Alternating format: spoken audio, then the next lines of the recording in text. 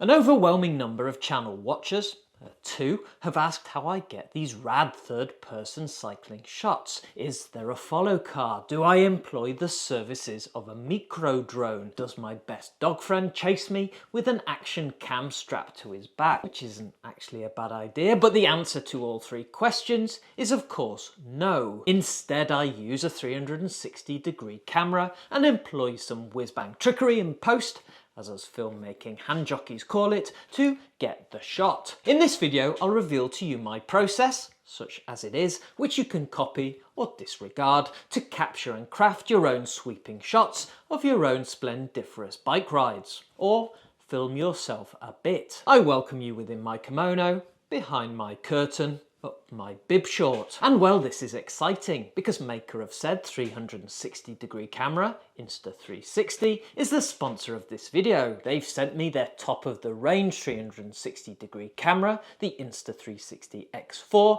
as well as two brand new road cycling specific mounts. I'll be using all three to demonstrate the art of the velotuber. Action! So why a 360-degree camera? In short, to provide me with a variety of eye-catching shots with which to titivate my videos. I do not have white-hot charisma, I do not do fascinating things. I review bike computers for God's sake. I need to plot multifarious views and angles into my videos to maintain your interest. And YouTube is all about maintaining viewer interest. The archetypal Monty video contains a static talking torso shot in my workshop. Hello! And some handlebar shots captured with an action camera or a shaky one-handed iPhone. Throwing in the 360-degree camera adds an extra dimension or 8. With all the different angles, I've got more options to drop dynamic clips into my videos that will keep you glued to your toilet seat,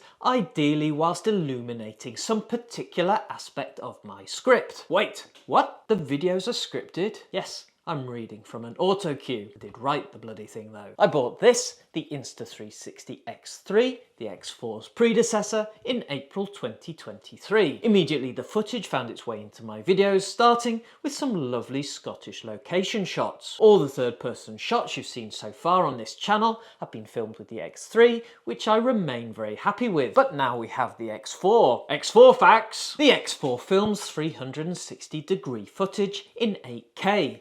That's not the resolution of the framed output, that depends on how much you zoom in or out for your final answer, but it is 78% more pixels than possessed by the X3. More importantly, it results in clearer, sharper clips to use in my videos. Those clearer, sharper shots are captured at 30 frames per second. Let's call that normal footage speed and get the audio-visual wonks frothing in their anger pants. If I drop the X4's resolution down to 5.7K, the max setting on the older X3, we can up things to 60 frames per second, which means decent quality slow-mo is now on the table. The X4 has a bigger battery, although that's partly offset by higher consumption in 8K mode. There's built-in image stabilisation and it's waterproof to 10 meters, which I'm hoping is enough for the English winter. It should be clear to all that I'm no camera reviewer, but basically the X4 is better in all respects I care about, so likely be my primary shot crimper going forward. So how do 360-degree cameras work? Prepare for some science, or just a vague summary. Basically, it comes down to having two lenses filming simultaneously, with the images then stitched together to form a single 360-degree view. With this all-round footage, you can then, probably post-ride, frame different shots and angles using the Insta360 app. But it gets even cleverer. The field of view from each camera overlaps, which is important. Most of my footage is taken with the camera attached to the end of Insta360's dedicated invisible selfie stick. You can see it now, or can you? But by the power of grayscale, plus that overlapping footage, it's invisibled out in the video, which is basically how we get those third-person shots. I'll admit, occasionally you get some weirdness. what is that little worm on my shoulder? But most shots turn out amazing, given there's no other crew involved. Now, if Insta360 can add in some software to invisible this belly, we'd really be talking. Moving on to how I brandish my pole. I go for a variety of positions. In my YouTubes, you'll see a mix of out front, to the side, down below, whoops, too slow, as well as high and somewhat out the back. Whoa, yes, that is a 360-degree camera, the newer X4, filming a 360-degree camera, my older X3. I think we risk breaking into the fourth dimension. Beware of orcs. Sometimes I whirl my giant stick around my head like a tech-enabled fisherman to get these Lollapalooza rotating shots that serve no purpose whatsoever. And this is what it looks like when you try to get a decent Strava segment time whilst riding one-handed like some medieval velo jouster, which is also the name of my prog rock group. There is a school of thought that waving a 4-foot pole around your head whilst riding one-handed has an element of risk.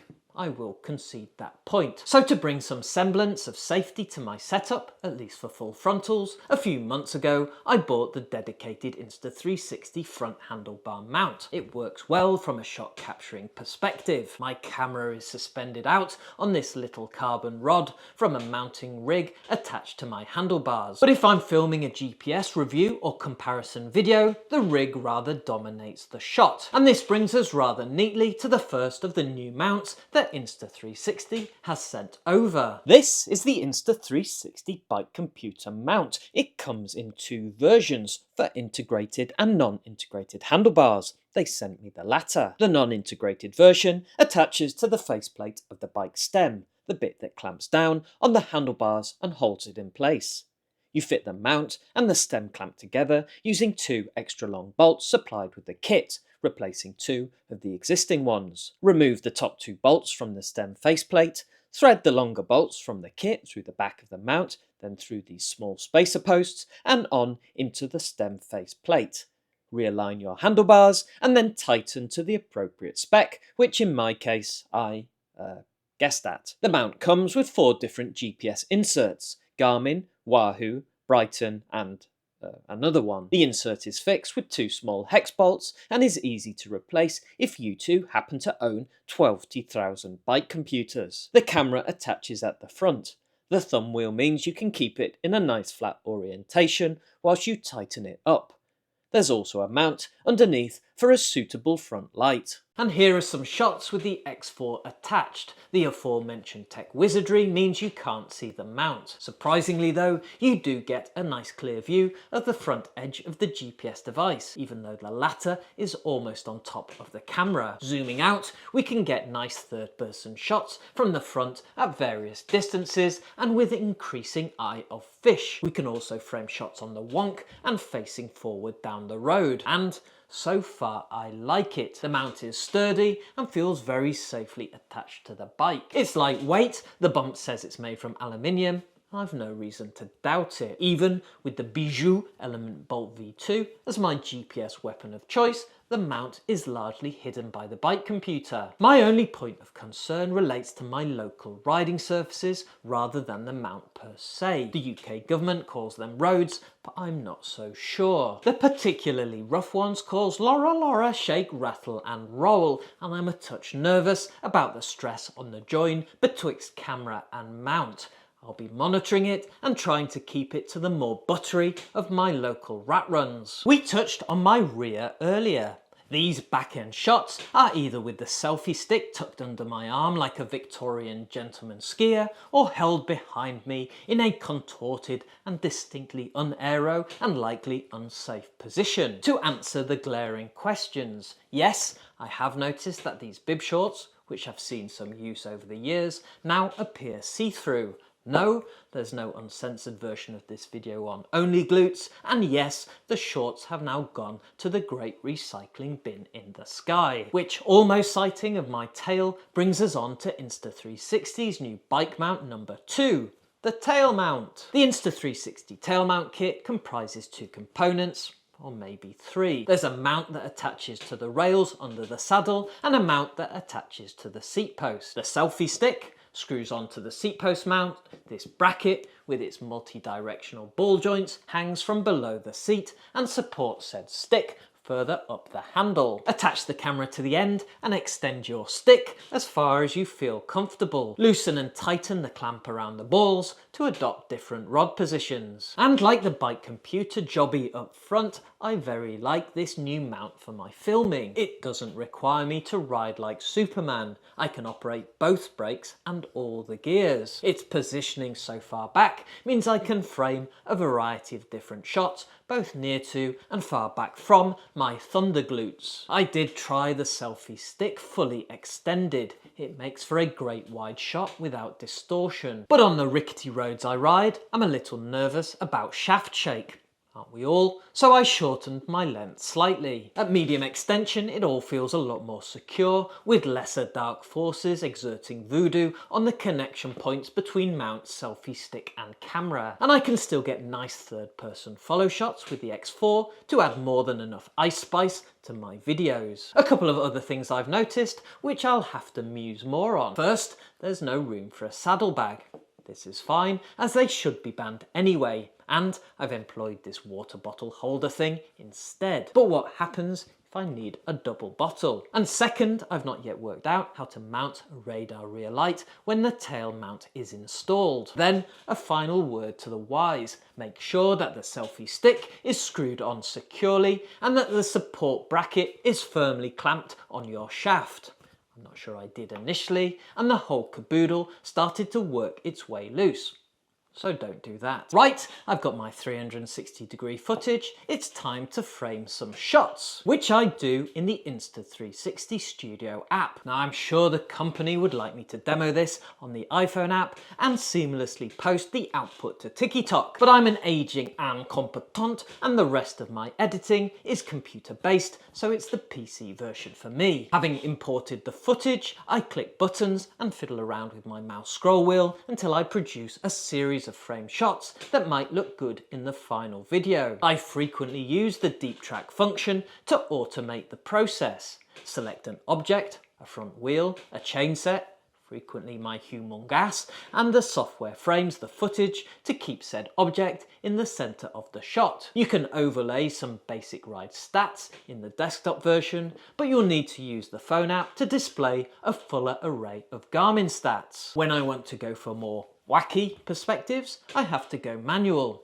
setting a couple of keyframes with my desired position, level of zoom and strength of whack, and the Studio app works out the frames in between. If I want these slightly crazy riding on a beach ball through space shots, I can take some relatively normal end of stick footage and then click the tiny planet option in the app. I'm certainly not the expert. As I said up top, my aim is to get a variety of different and interesting angles with which to pebble dash my vids. There's far more you can do in the smartphone app with various AI enhanced features. I'll leave explaining those to the Gen Z influencers, if you can work out what they're saying. In the meantime, I present a couple of clips that even this old Luddite was able to create. And that's my process. Avant-garde mixed with lots of method, juiced up with Dadaism. The Insta360 X4 camera is available now. Feel free to use my link in the description. You can also buy the X4 as part of a road cycling bundle that comes with the bike computer mount, an invisible selfie stick, a lens guard and a rubber lens cap. If Insta360 hadn't sent it to me already, this would be the option I'd start with. The bike tail mount is available as a separate kit. It's worth getting if you want some set it and forget it follow shots. Now I just need them to work on a camera mount that fits a badly behaved Jack Russell and I'm all set. I hope you enjoyed this video. If you did, feel free to subscribe here, and here's a video that YouTube knows you'll love.